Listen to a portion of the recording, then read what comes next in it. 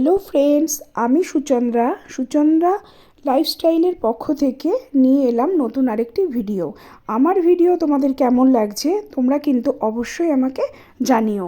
তোমাদের কমেন্টস পেলে তবেই কিন্তু আমার ভিডিও করবার উৎসাহ আরও বাড়বে। ঠিক আছে বন্ধুরা, তাই অবশ্যই কিন্তু তোমরা কমেন্টসে জানিও যে আমি আরও নতুন নতুন কি ট্রাই করলে আমার ভিডিওটা দেখতে আরও সুন্দর লাগবে, এগুলো তোমরা জানিও। চলো তাহলে আজকের ভিডিওটা শুরু করে দিই। আজকে আমি সকাল সকাল ঘরের সমস্ত কাজ সেরে আমার গোপু সোনাদের সেবা দিয়ে বেরিয়ে পড়লাম বাপের বাড়ি যাওয়ার উদ্দেশ্যে।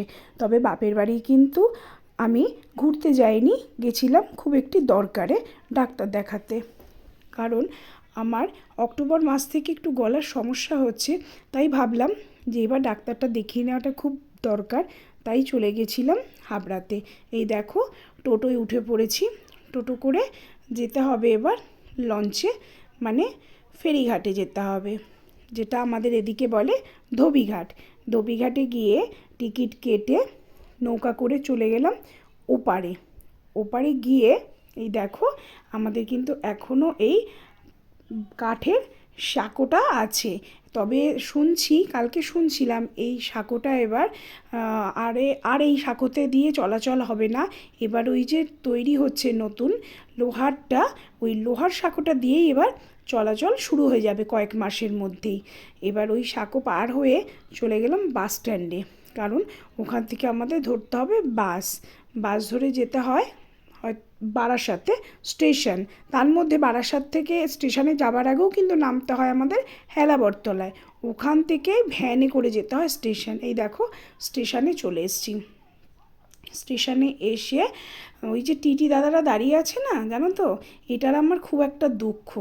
আমি তো টিকিট না কেটে ট্রেনে উঠতে তো খুব লজ্জার ব্যাপার বন্ধুরা, কারণ কখনো যদি ধরে। কিন্তু টিকিট কাটি বলেই কি ওনারা ধরেন না? ওনারা কি বুঝে যায়? মানে আমি ভাবি ওনাদের কি মায়েদের মতন কিছু স্পেশাল একটা মানে শক্তি আছে, যেমন মায়েরা সন্তানদের মুখ দেখলে বুঝে যায় যে সন্তানের কি খিদা পেয়েছে, না রাগ হয়েছে, না দুঃখ হয়েছে, না অভিমান হয়েছে। আমার মনে হয় টিটি দাদারাও ঠিক তেমনি। যাই হোক, মজা করতে করতে চলে এলাম আমার ডক্টরের চেম্বারে। ওই দেখো আমার ডক্টর। আমি ডক্টরকে দেখিয়ে ওনাকে তারপর আমাকে আমার যা যা সমস্যা সবটা আমি বললাম, উনিও শুনলেন। তারপর উনি তার ট্রিটমেন্টে বলে দিলেন। ওখান থেকে চলে এলাম দাদার বাড়িতেই। দেখো এটা আমার বড়দার বাড়ি, ওটা আমার বড় বৌদি। বড়দা ঘুমোচ্ছিল, আমার সঙ্গে দেখা করে কথা বলে তারপরে ও বলল ঠিক আছে তুই রেস্ট নে, আমি একটু শুতে যাই বলে ও শুয়ে পড়লো। আর আমার ভাইঝি আজকে নেই, কারণ ভাইঝি তো ব্যাংকে চাকরি করে, ও কাল ছিল না। তার জন্য বৌদির সঙ্গে কথা বলে সমস্যা শুনলো, জানলো, সমস্ত কথাবার্তা হলো। তারপর দেখো তোমাদের ঠাকুরঘরও দেখাচ্ছে, এখন রান্নাঘর দেখাচ্ছি। এবার আমার দাদা বৌদির ঠাকুরঘর, সেটাও তোমাদের দেখালাম। নেক্সট যখন আবার যাব, শরীর যখন ভালো থাকবে, তখন আরও ভালো করে তোমাদের সবটা ঘুরিয়ে ঘুরিয়ে দেখাবো। দাদা ঘুমাচ্ছিল বলে আমি দাদার ড্রয়িং রুমটাই দেখিয়েছি, বেডরুমটা দেখাতে পারলাম না। এবার দেখো লাঞ্চ করে বৌদিকে টাটা করে চলে গেলাম বাড়ি ফেরার উদ্দেশ্যে। বেরিয়ে পড়লাম। যেতে যেতে হাসছিলাম, জানো তো। আমি না মনে মনে ভাবছিলাম আমার এত গলার সমস্যা, তাও আমি আনন্দের সঙ্গে ভিডিও করছি।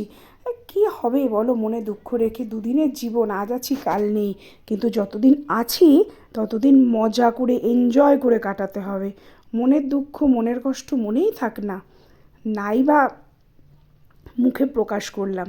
ঠিক আছে, চলো গল্প করতে করতে তোমাদের সঙ্গে চলে এলাম বাড়িতে। ওই দেখো আমার মা তারা আছেন তো, সন্তোষী মা আছে তো, কিসের চিন্তা আমার, ওনারাই আমাকে দেখবেন। সব কিছু করে ঘরে এসে ফ্রেশ হলাম।